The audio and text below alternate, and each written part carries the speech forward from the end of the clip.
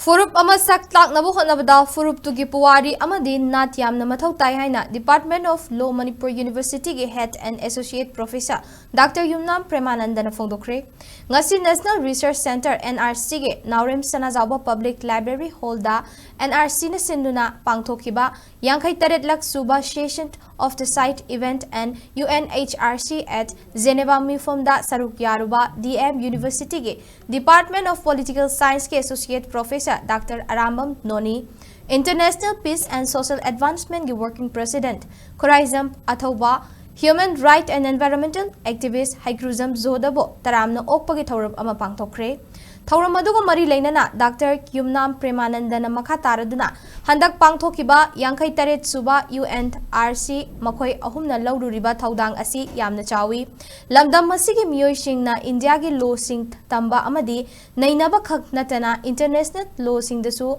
yamna nainaba mathau tai haiki masida natana Eikhoi gi khunai asi tongan bahiram kayada research tawbagi chang yamna watke maru oina Eikhoi gi leijariba puwari kupna nainaba tangai fade Masina Eikhoi gi asoiba kaya amadi maninglomda hantharakliba asidagi kanba ngamgani lamdam masigi irang asida center gi luchingba singna marai ani longba asi tauge hai yauna tauba mali haiba yai machin manau khatnaba khamdokpa yadraga tongan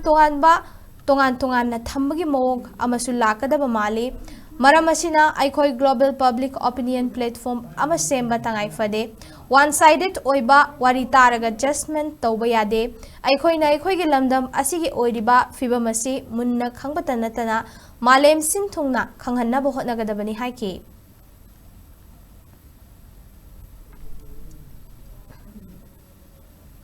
kabo oina khangba promote ka ta ma ngai la bi ra le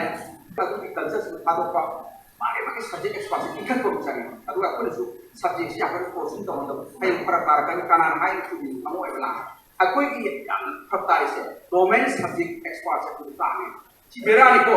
leba nga ko su nga ko ni aku the government definition kan dilo government masa government definition kan dilo dulu se speaker ki function kan dilo se minister na council minister mana bakuk ni government kan di council minister ke de bache minister ji government ni pa lo decision lo ya Atu government pagkakaya, atu pagkakaya lang Lurato, why sa any decision lo kung pagkakaya lang Atu liberalize, assembly ki MLA kung mapagkaya sa kawin ko Atu mga siyang sa kawin limited, si Pataw, for the first look Minanang taga, loksan daw ngayon Ozay ka mo si kayo, atu malamit dito siya Mayaman la, supok na ba niya kapag government na pasabi na hatos Ozay ka po sa po na tipo, ozay ka po siya Mayaman la, supok na ba na mili dito siya Ozay ka po niya Atu na supok na siya, pagkakang madakali